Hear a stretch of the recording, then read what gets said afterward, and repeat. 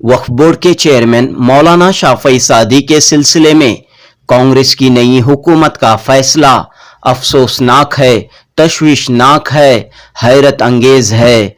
वजीर आला सिद्धरामैया ने बीजेपी हुकूमत की चापलूसी करने वाले शख्स को वक्फ बोर्ड में क्यों बरकरार रखा है? जमीर अहमद खान आखिर क्यों बीजेपी की चापलूसी करने वाले शाफई सादी को सपोर्ट कर रहे हैं? वक्फ घोटालों में मुब्तला शाफई सादी को कांग्रेस की हुकूमत आखिर क्यों मुसलमानों पर मसल्लत कर रही है? आखिर क्यों मुसलमानों पर थोप रही है? बेंगलुरु में सैयद अशरफ का बड़ा सवाल। मुझे पूछने की उनसे कोई जरूरत नहीं है, मुझे मालूम है, मैं अकेला नहीं है, सारी दुनिया कह रही है, कई सोशल चैनल में यही है, सोशल मीडिया में तो यही आ रहा है आजकल के जमीर अहमद खान के कहने पे ही, उन्हीं का हवाला दे के मैं आज भी कह रहा हूं। सोशल मीडिया में ये खबर आम है कि जमीर अहमद खान के कहने पे जो है ना शाफी सादी को जो है ना वहां मुसलमानों पे मुसल्लत किया गया है। जी हां दोस्तों, कर्नाटक की मारूफ समाजी व सियासी शख्सियत आंझानी वजीर आजम वीपी सिंह के सियासी मुशीर रहे सैयद अशरफ ने वक्फ बोर्ड के चेयरमैन मौलाना शाफई सादी के सिलसिले में संगीन सवालात उठाए हैं। सैयद अशरफ ने कहा कि सिद्धरामैया हुकूमत का पहला फैसला मुसलमानों के खिलाफ जा रहा है। रियासत में नई हुकूमत बनने के बाद वक्फ के नामजद अरकान, जिनमें शाफई सादी भी शामिल हैं, उनकी रुकनियत को खत्म किया गया। लेकिन बताया जा रहा है कि अचानक जमीर अहमद खान के दबाव के बाद हुकूमत ने रुकनियत खत्म करने के ऑर्डर को वापस लिया। सैयद अशरफ ने कहा कि हुकूमत और जमीर अहमद खान की आखिर ऐसी क्या मजबूरी है कि वो दोबारा मौलाना शाफई सादी को वक्फ बोर्ड के चेयरमैन के ओहदे पर बरकरार रखे हुए हैं।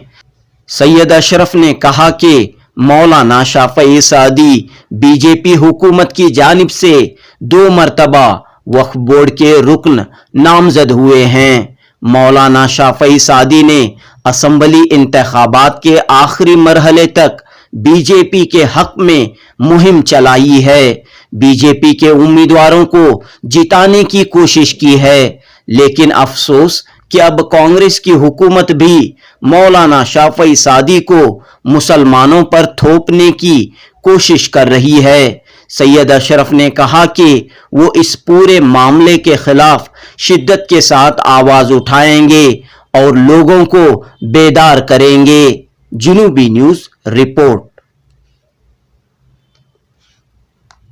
आ रहे हैं, हुकूमत बदली है लेकिन वक्फ बोर्ड का हाल वही दिखाई दे रहा है। देखिए जनाब, ये सिर्फ कर्नाटक को नहीं, सारे हिंदुस्तान को मालूम है कि तारीखी कांग्रेस की जीत है और दोबारा कांग्रेस की सरकार कर्नाटक में बन गई है और यहाँ से एक नया बाब कर्नाटक से सरकार बनने के बाद देश की राजनीति में शुरू होने जा रहा है और ये कर्नाटक के गेटवे होगा कल, जहाँ से नई तरस की जो है ना नई तरस की जो है ना ये शुरू होगी, सियासत शुरू होगी और इसमें कई पार्टियां एक साथ होने के भी चांसेस बढ़ गए हैं। अपोजिशन अब इकट्ठा भी होने जा रही है, जिससे मुल्क का बहुत बड़ा फायदा होने जाएगा।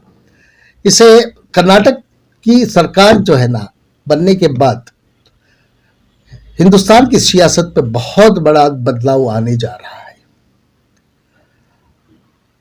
और बीजेपी के लिए बहुत बड़ा खतरा कर्नाटक की तरफ से पूरे देश में मंडला रहा है। बीजेपी जो पहले से सोचती थी, शायद अब उसकी सोच पर जो है ना मोहर लग गई है, यानी कि उसे खत्म होने जा रही है। यानी कि आप कह रहे हैं कि कर्नाटक की सियासत का या यहाँ के इलेक्शन का असर जो है पूरे मुल्क पर देखने को मिल सकता है। पूरे मुल्क पे देखने को मिलेगा। अभी आप देख लीजिए 4 स्टेट के इलेक्शन होने जा रहे हैं, जिसमें मध्य प्रदेश, छत्तीसगढ़, उसके बाद राजस्थान और बिहार का एक हिस्सा जो झारखंड, इन चारों रियासतों में हो जा रहे हैं, जहां का असर आपको वहां दिखाई देने वाला है। सबसे पहले इन 4 स्टेटों में आपको दिखाई दे देगा, उसके बाद जो है ना आप उसका अंदाजा लगा सकते हैं कि हिंदुस्तान में किस तरह से इसके असरात होंगे। उसके बाद पार्लियामेंट पर भी देखने को मिलेगा। ये तो जाहिर बात है, असर तो सिर्फ पार्लियामेंट पे ही होगा। अब तो 4 रियासती इलेक्शन इंतखाबात में होगा, उसके बाद जो है ना पार्लियामेंट का चुनाव 2024 में जब आएगा, उसमें जो है ना इसके असरात नुमायां तौर पर दिखाई देने लगेंगे। तो सेंट्रल में कांग्रेस की हुकूमत बन सकती है। देखिए, मैं ये नहीं कह रहा हूं कि कांग्रेस हुकूमत बना लेगी, लेकिन मैं ये कहने जा रहा हूं, ये कहना मैं जरूरी भी समझता हूं कि कांग्रेस भी उस हुकूमत का एक हिस्सा हो सकती है। कांग्रेस अपने बलबूते पर हुकूमत बना नहीं पाएगी, क्योंकि कांग्रेस की पोजीशन इतनी अच्छी नहीं है हिंदुस्तान में, कई रियासतों में नहीं है, दीगर पार्टियों। अब इनको कांग्रेस को अब समझौता करके हुकूमत बनाना चाहिए, समझौता करना चाहिए कांग्रेस को। अगर समझौता करेंगे, अपोजिशन में यूनिटी होगी। अगर 1979 अगर आप दोहराना चाहते हैं तो समझौते की सियासत करिए। इस समय जब आप समझौते की सियासत करेंगे तो आप बीजेपी को निकाल पाएंगे। अगर आप समझौता नहीं करेंगे, फिर सारी पार्टियां अपना अक्कड़पन दिखाएंगी, तो दोबारा मोदी हुकूमत बनाएंगे। राहुल गांधी की भारत जोड़ो यात्रा असर कर रही है, क्या समझ रहे हैं आप? देखिए, हर पार्टी ये क्लेम करती है और कांग्रेस भी इसको क्लेम कर रही है। ये सही है कि राहुल गांधी ने कन्याकुमारी से कश्मीर तक का पैदल सफर किया और देश को जोड़ने में उन्होंने बहुत काम किया, बहुत मेहनत की। इसका असर जो है ना अब शुरू हुआ है। कर्नाटक में इसका असर शुरू हुआ। अब मध्य प्रदेश, छत्तीसगढ़ और राजस्थान वगैरह में भी इसका असर देखने को मिलेगा। हाँ, उन्होंने मेहनत की है, मेहनत का फल तो मिलेगा। अगर कोई चंद्रशेखर के बाद अगर कोई पदयात्रा किया हिंदुस्तान भर का, कश्मीर से कन्याकुमारी का, चंद्रशेखर जो पहले जो हमारे प्रधानमंत्री भी थे, उन्होंने कन्याकुमारी से कश्मीर तक का पदयात्रा किया था उन्होंने। उसके बाद राहुल गांधी ने किया है। हिंदुस्तान की ये 2 ही शख्सियतें हैं जो हिंदुस्तान को पैदल चलकर उन्होंने मुल्क को जोड़ने की कोशिश की है। इसमें इनको आगे चलकर इसका फायदा जरूर होगा। 2024 में जो है राम मंदिर का इफ्तिताह होने जा रहा है, तो इससे जाहिर सी बात है कि बीजेपी के लिए एक और बड़ी उम्मीद है कि वो इसका फायदा उठाते हुए दोबारा जो है तीसरी मर्तबा वो इख्तिदार हासिल कर सकते हैं। देखिए, मैं ऐसा कोई राम मंदिर पे या इस पे उनके इनाग्रेशन पे मैं कोई कमेंट करना नहीं चाहता। मैं सिर्फ इतना बताना चाहता हूं, एक तरफ 36% वोट एक तरफ है, 64% वोट एक तरफ है। मेरा मतलब है 36% बीजेपी के साथ है, 64% जो है ना अपोजिशन के साथ है। जब अगर अपोजिशन मुत्तहद हो गई तो 64% बहुत बड़े होते हैं। 36% के मुकाबले में 64% बहुत बड़े होते हैं, लेकिन अपोजिशन को मुत्तहद होने की जरूरत है। अगर एक बार इत्तेहाद आ गया इसमें, तो अपोजिशन की सरकार बनने के लिए कोई रोक नहीं लगेगी और कोई रोक भी नहीं सकता। तो आप ही अंदाजा लगा सकते हैं 36% कहां, 64% कहां। लेकिन अपोजिशन मुंतशिर है, इसका फायदा बीजेपी को जा रहा है। बस इकट्ठा हो जाए तो फायदा अपोजिशन को जाएगा ना, बीजेपी को नहीं जाएगा। रियासत कर्नाटक के असेंबली इलेक्शन में हमने देखा कि कांग्रेस के अलावा और भी पार्टियां थी, जेडीएस हो या आम आदमी पार्टी हो, इन पार्टियों को कोई मौका नहीं मिला, कोई अवाम का ज्यादा रेस्पॉन्स नहीं मिला। नहीं, ये बात तय है, ये बात सही है कि कर्नाटक के मुसलमानों ने कांग्रेस का पूरी तरह से साथ दिया। और मैं चाहता हूं कि जो कांग्रेस मॉडल, जिस तरह से कांग्रेस का मुसलमानों ने साथ दिया, आने वाले 4 स्टेटों के इलेक्शन में भी मुसलमान इसी तरह का मुजाहरा करें। मैं मुसलमानों से अपील करता हूं कि आने वाले 4 स्टेटों के इलेक्शंस में भी इसी तरह का मुजाहरा हो। जब अगर देखिए, हम जहां से नेशनल चैनल्स के मुताबिक कर्नाटक में मुसलमान ने 93% कांग्रेस को वोट दिया। कोई भी पार्टी, कोई भी कम्युनिटी, चाहे वकलीगा हो, चाहे लिंगायत हो, चाहे कुरबा हो, चाहे ये हो दूसरी शेड्यूल कास्ट हो, शेड्यूल ट्राइब हो, कोई भी कम्युनिटी हो, इतने वोट नहीं दिए जितने के मुसलमानों ने एक होकर 93% पोलिंग का 93% हिस्सा जो है ना कांग्रेस को इन्होंने दिया, और आज कांग्रेस जीती। जब कभी भी ये पुरानी बातें फिर वापस आ गई। हर बार हर इलेक्शन में इंदिरा जी के इलेक्शन के टाइम पे कहते थे कि जब मुसलमान जिसको वोट देता है उसकी पार्टी जीतती है।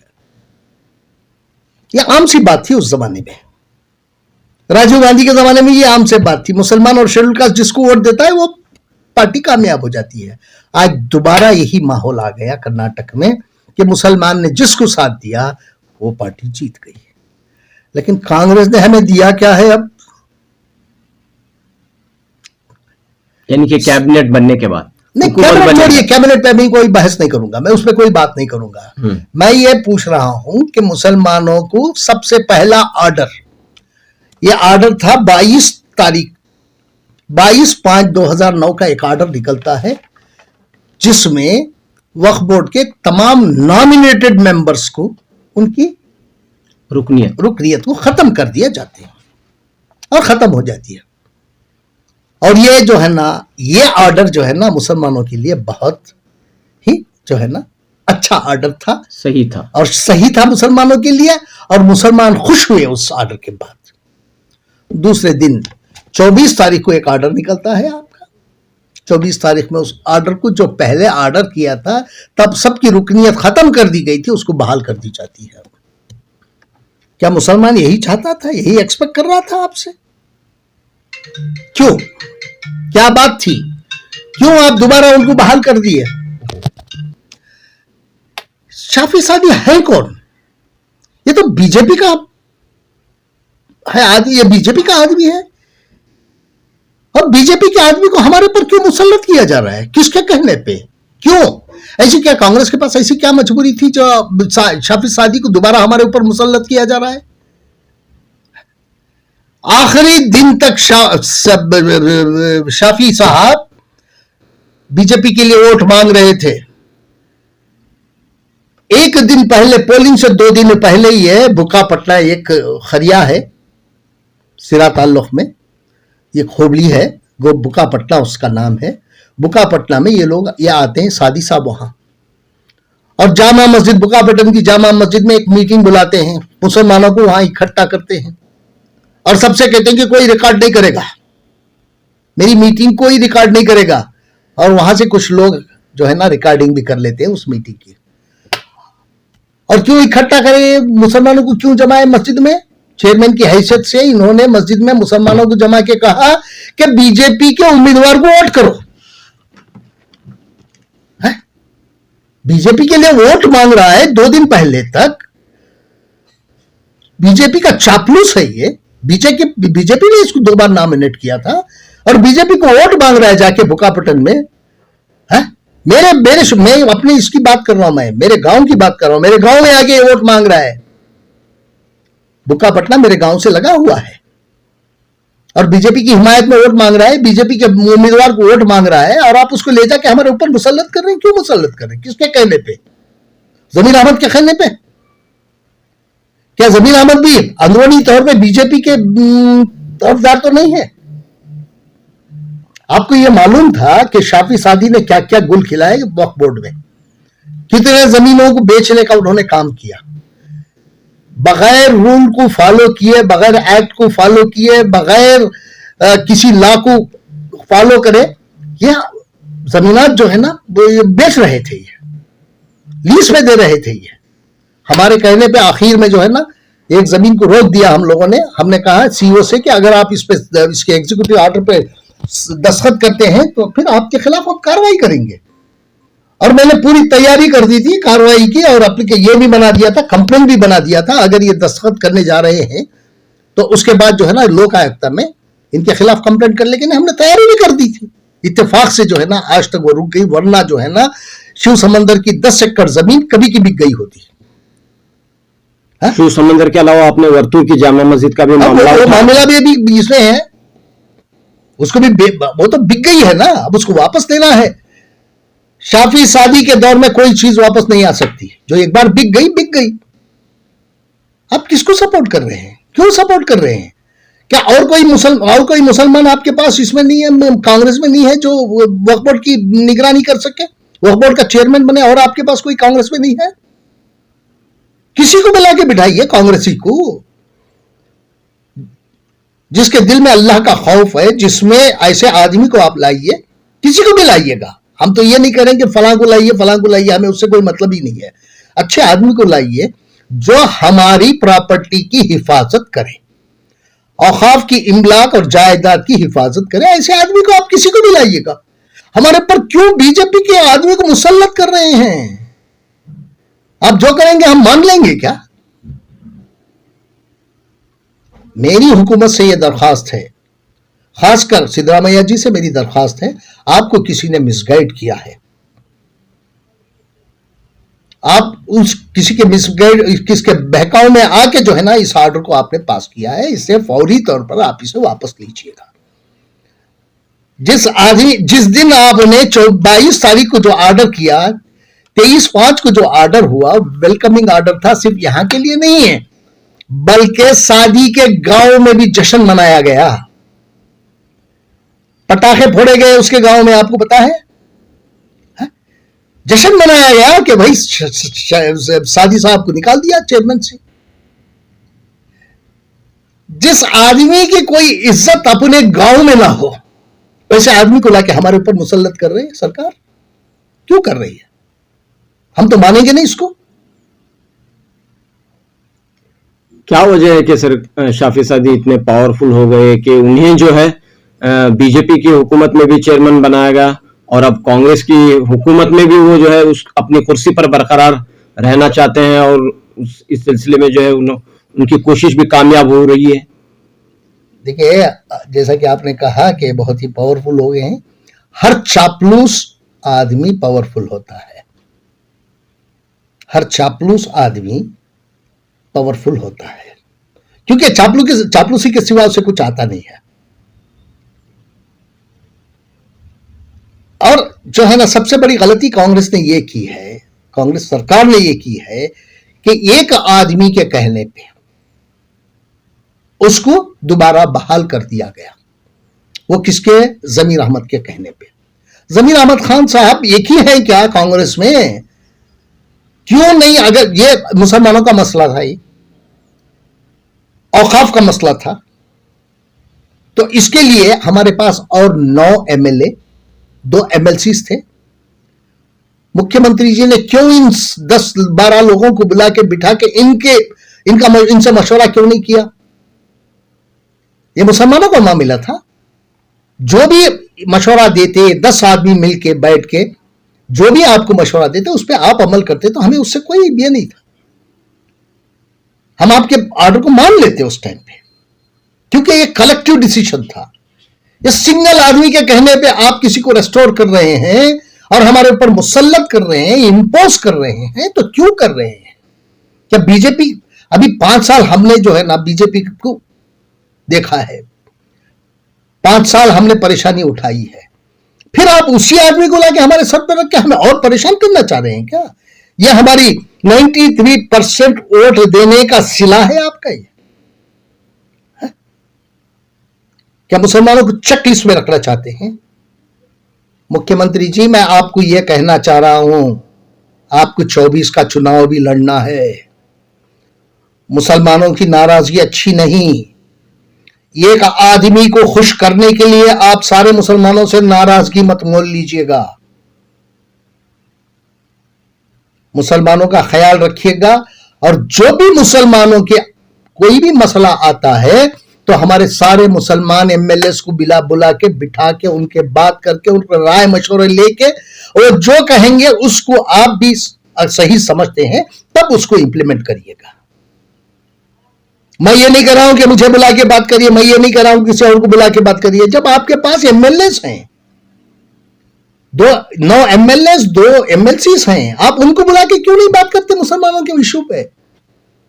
एक आदमी की बात को क्यों मान रहे हैं आप? मुसलमानों के ऊपर क्या आप ये करना चाहते हैं? मुसलमानों की गलती है कि आपका सपोर्ट किया? मुसलमानों की यह गलती है कि आपको चुन के लाए? हमारे सारे उलिमा, सारे लोग इकट्ठा हो गए कांग्रेस के लिए। आपने हमें क्या दिया? आप पहले ही ऑर्डर में हमें नाराज कर दिया आपने। हम आपसे मांग क्या रहे थे? हमें ने कुछ मांगा नहीं आपसे, लेकिन आप जो है ना एक ऐसे आदमी को हमारे ऊपर मुसल्लत कर रहे हैं जो बीजेपी से ताल्लुक रखता है। जब कांग्रेस की गवर्नमेंट बनी तो मौलाना शाफी सादी ने ये डिमांड किया कि कैबिनेट में जो है 5 मुस्लिम नुमाइंदे और एक मुसलमान को डिप्टी सीएम बनाया जाए। नहीं, सादी है कौन? सादी थे वक्फ बोर्ड के, आप चेयरमैन हैं। आपका क्या काम है? सादी साहब, अगर आपको सियासत करना है तो वक्फ बोर्ड के दायरे से हट के बाहर आ जाइएगा। वसी मैदान है, सियासत करेंगे। सियासत के लिए वसी मैदान है, सियासत करेंगे। वक्फ बोर्ड के नाम पे सियासत नहीं करो आप वहां जो है ना एक अपॉइंटेड चेयरमैन है। सियासत ही करना है। इससे पहले भी कई चेयरमैन रहे जो एमएलए भी रहे, लेकिन जब उनको सियासत करने का टाइम आ गया तो रिजाइन करके चले गए। रिजाइन करके सियासत में आए। वो 2-3 नाम मुझे अभी भी अच्छी तरह से याद है। एक थे लईक अहमद साहब। जब उनको टिकट दिया गया तो उन्होंने रिजाइन किया। सबसे पहले रिजाइन करके उन्होंने कहा कि मुझे टिकट दो, मैं बीदर से चुनाव लड़ूंगा। अगर आपको सियासत ही करना है तो आप आ जाइए मैदान में। मैदान बहुत वसी है, करेंगे सियासत। वक्फ बोर्ड में बैठ के सियासत नहीं होगी। एक एक्ट है वहां, एक बुक है, उसके तहत आपको काम करना है। वहां सियासत मना है। आपकी जानकारी को मैं ये बता दूं, वहां बैठ के सियासत करना मना है। बोर्ड सियासत करने के लिए नहीं है। लेकिन शाफी सादी साहब जो है तरक्की के दावे कर रहे हैं। उनका कहना है कि उनके पीरियड में बहुत से काम हुए हैं वक्फ बोर्ड के लिए, वक्फ के लिए। तो मैं यही चाहूंगा, मेरी दरखास्त हुकूमत से यही रहेगी। मैं गुजारिश करता हूं हुकूमत से कि इसकी इंक्वायरी कराई जाए। शाफी साहब के पीरियड में जो कुछ भी हुआ है, अच्छा या हुआ है, बुरा हुआ है, इसकी इंक्वायरी कराएंगे। मैं डिमांड करता हूं इंक्वायरी करें। अगर अच्छा काम किए रहे तो सादी साहब को हम रखेंगे, हम अपने सर पे बिठाएंगे। अच्छा काम किए हैं तो, बुरा काम किए हो तो सादी साहब को उनकी जगह दिखा देंगे। अगर वक्फ बोर्ड में कोई भी धांधली हुई हो सादी साहब के पीरियड में, तो हम उनको उनकी जगह दिखा देंगे। तब अच्छा काम करेंगे तो हम अपने सर पे बिठा लेंगे भाई, क्योंकि उन्होंने कौम के लिए अच्छा काम किया है। हमें तो मालूम तो हो, जो कुछ भी मालूमात हमें हुए हैं, कोई भी सादी साहब ने अच्छा काम नहीं किया। बोर्ड को लूटा है, करप्ट बनाया है, बिना रूल्स को समझे, रूल्स को अप्लाई किए, एक्ट को अप्लाई किए, आपने पूरी धांधली की है। वहां हमारे पास पेपर्स हैं। ये मैं नहीं कह रहा हूं, ये डॉक्यूमेंट कह रहा है। आपके दौर में जितने भी प्रॉपर्टीज लीज पे दिए गए हैं, जितने भी प्रॉपर्टीज को आपने बेचने की कोशिश की है, उसकी इंक्वायरी होना चाहिए। ये नहीं कि आप हमारे ऊपर मुसल्लत कर दें किसी बीजेपी के आदमी को तो हम खामोश बैठ जाएंगे। नहीं, फिर हमें आगे का सोचना पड़ेगा,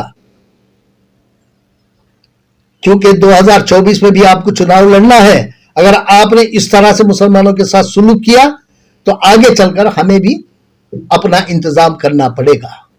हमारे पास कई ऑप्शन हैं, ऐसा नहीं है कि ऑप्शन नहीं है। सिर्फ कांग्रेस ही हमारे पास ऑप्शन नहीं है। हम जैसा जिताने के लिए कोशिश करते हैं, हराने की भी इसी तरह से कोशिश कर सकते हैं। अगर हमारे खिलाफ कोई काम ऐसा हुआ जो हमारे फेवर में ना हो, हमारे हक में ना हो, तो हम जो है ना जिस तरह से जिताने का काम किया उस तरह से हराने का भी काम करेंगे। हम ऐसे कामों में हम समझौता कभी नहीं करेंगे। आपको जो भी काम करना है कम्युनिटी को कॉन्फिडेंस में लेके करिएगा। तो इस मामले में आइंदा वजीर आला से मुलाकात या फिर माइनॉरिटी और हज के वजीर से मुलाकात का कोई प्लान है आपका, मंसूबा है कोई आपका? मैं क्यों मिलूंगा? हज के वजह से मेरा कोई काम नहीं है, ना कभी मैं मिनिस्टर से। वक्त मिनिस्टर से देखिए, नहीं, इस डिमांड को लेकर, क्योंकि अभी उनकी चेयरमैनशिप को बरकरार रखते हुए हुकूमत ने जो है ऑर्डर जारी किया है। देखिए, वक्त मिनिस्टर से मिलने का कोई सवाल पैदा ही नहीं होता। मेरी जिंदगी में कभी भी ना तो जमीर अहमद खान का घर कहाँ है देखा है मैंने, ना उनकी ऑफिस कहाँ है मैंने देखा है। कभी मैं उनकी ऑफिस में गया नहीं है। देखिए, अगर मैं मिलूंगा तो सिर्फ मिलूंगा सिद्धरामैया जी से। मैं ऑलरेडी दिल्ली में 3 दिन से वहां कांग्रेस हाईकमांड से मिल के आ रहा हूं और मैं उनके सामने मैंने ये रखा और उन्होंने मुझे ये मशवरा दिया कि आप कर्नाटक वापस जाइएगा और जाने के बाद जो है ना, चीफ मिनिस्टर को आप एक चिट्ठी लिखिएगा, ऑफिशियल लेटर लिखिएगा और उनको ये सुन के इनकी नोटिस में सारी चीजें ले आइए और उसकी कॉपीज जो है ना हमें भी भेजिएगा ताकि हम उनको डायरेक्शन दे सकें। अगर इसमें सच्चाई है, मैंने जो कहा, जो आपसे कह रहा हूं वही कहा मैंने उसमें। अगर आपकी बात में सच्चाई है तो आप उसको पेपर पे लिख के उसको चीफ मिनिस्टर को दीजिएगा। अगर वो एक्शन नहीं लेते हैं तो तब आप हमसे राबिता कायम रखिएगा, हम देखेंगे क्या करना है तब। तो मैं एक चिट्ठी लिख रहा हूं, 1-2 दिन में चीफ मिनिस्टर से मैं मिलूंगा भी और बताऊंगा कि भी ऐसा ऐसा है, इस बात को जो है ना फौरी तौर पर इस चीज को आप वापस लीजिए और जो ऐसे लोगों को हमारे ऊपर मुसल्लत मत करिएगा। हमने आपका भरपूर ताउन किया है, पूरे दिल से हमने आपको जिताया है, वोट किया है, इकट्ठा हो गए हम लोग आपके लिए। हाँ, कई लोग हमें बहका रहे थे, उसके बावजूद भी हम आपका साथ दिए। अक़लियती बहबूद के वजीर जमीर अहमद खान से भी आप मुलाकात कर सकते हैं। जरूरत ही नहीं है मुझे कोई जरूरत ही नहीं है, ना मैं कभी उनसे मिला हूं ना मिलूंगा मैं। मुझे ऐसी कोई जरूरत नहीं। जब मैं मुख्यमंत्री से मिलकर अपनी बात रख सकता हूं तो मैं वो वजीर से क्यों मिलूंगा? मुझे क्या जरूरत है? उसे कुछ लेना देना नहीं है मुझे वजीर से। नहीं, आप जैसा कि आपने कहा कि उनके कहने पर यह फैसला लिया गया है, इसलिए मैं उनको जाके क्या कहूंगा? यही कहूंगा, आपने क्यों कहा, पूछूंगा मैं उनसे। वही क्या जरूरत है मुझे पूछने की उनसे कोई जरूरत नहीं है। मुझे मालूम है मैं अकेला नहीं है, सारी दुनिया कह रही है, कई सोशल चैनल में यही है, सोशल मीडिया में तो यही आ रहा है आजकल के जमीर अहमद खान के कहने पे ही, उन्हीं का हवाला देके मैं आज भी कह रहा हूं। सोशल मीडिया में ये खबर आम है कि जमीर अहमद खान के कहने पे जो है ना शाफी सादी को जो है ना वहां मुसलमानों पे मुसल्लत किया गया है। तो मैं जमीर अहमद खान से मिलने का क्या तुक है? इसमें कोई सवाल ही पैदा नहीं होता। क्या वजह हो सकती है कि इस तरह की उन्होंने सिफारिश की है मौलाना शाफी सादी के हक में जमीर अहमद खान ने? वो बेहतर जानते हैं, है? इन्होंने शाफी सादी को इससे पहले, इलेक्शन से पहले, रिजल्ट से पहले भी इन्होंने यूज किया है और शाफी सादी ने कहा कि एक मुसलमान को डिप्टी चीफ मिनिस्टर। अरे शाफी सादी, आप है कौन? तुम्हारी हैसियत क्या है? तुम कांग्रेसी थे जब कह रहे थे? बीजेपी के चापलूस, जो बीजेपी के पीछे घूमने वाले, बीजेपी के नेताओं के पीछे घूम रहे थे तुम, और कहां से आ गए तुम डिमांड करने के लिए? कौन है? कांग्रेस को मालूम है किसको क्या देना है। तुम्हारे कहने पे कोई नहीं करेगा। कांग्रेस को खुद जानती है कि किसका क्या ये है, कांग्रेस में किसकी कितनी हिस्सेदारी है, वो कांग्रेस जानती है, तुम्हारे कहने पे नहीं। तुम तो बीजेपी की, आज भी बीजेपी के हो तुम, हमारे पर मुसल्लत हो गए हो। बस तुम्हें हटाना कैसे ये देखना है अब हम लोग। शुक्रिया सर।